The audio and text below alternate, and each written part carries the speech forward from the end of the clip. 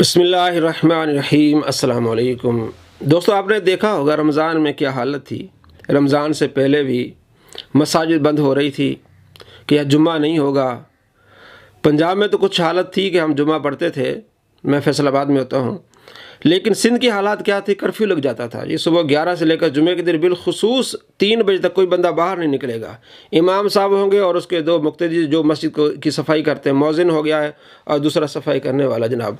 वहाँ मीडिया वाले जाते थे जनाब, इमाम साहब की पूरी वीडियो बनाते थे जनाब। इमाम साहब है, पीछे 2 बंदे फासले पर खड़े हुए हैं, कोरोना है जी। और हुकूमत सिंध के वज़ीर आला हाथ जोड़ जोड़ के कहते जनाब कोरोना है, जानें बचाएँ, हम आपकी जानों के बड़े जो है वो फ़िक्रमंद हैं। अब वो कहाँ गई साईं सरकार? इतने बड़े बड़े जलसे हो रहे हैं, अभी मीडिया बता रहा है कि जो है वो कोरोना से इतने लोग मर रहे हैं, दुनिया में बताया जा रहा है कितने मर रहे हैं। तो अब वो साईं सरकार कहाँ गई? साईं सरकार के बड़े जो हैं बिलावल साहब, वो तो लाहौर में कितना बड़ा जलसा करके गए हैं।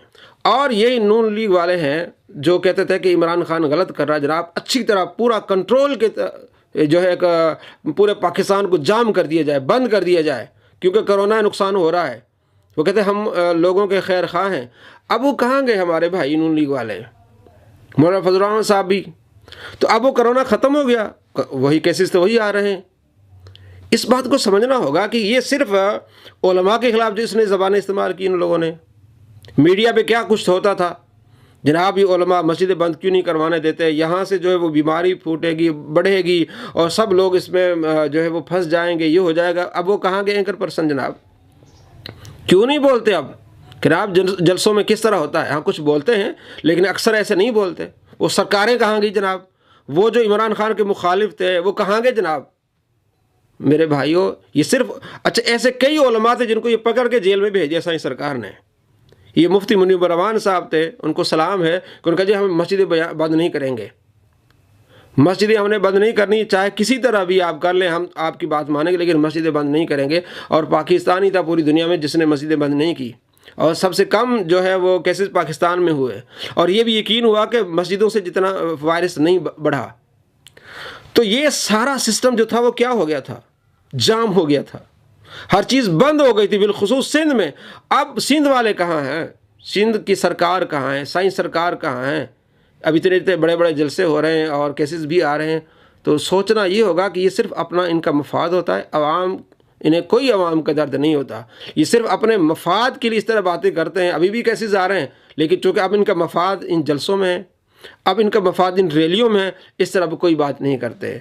हमें चाहिए कि ऐसे लोगों को समझें जो बिलखुसूस उलमा के ख़िलाफ़ इस तरह की बातें करते हैं। इन दिनों में क्या क्या उलमा के ख़िलाफ़ बातें नहीं की, बुग़्ज़ कैसे बिठा दी, ये बात तो नहीं हमारी मानते। प्यारे आका सल्लल्लाहु तआला अलैहि वसल्लम का फरमान है, मजमू ज़वाइद में हदीस है, हज़रत अबू बकर रज़ियल्लाहु तआला अन्हु से आप अलैहिस्सलाम फरमाया 4 चीज़ें होना, 5वीं नहीं होना। आलिम बनना, या मुतालिम बनना, या आलिम की सोबत में बैठना, या आलिम से मोहब्बत करने वाला बनना।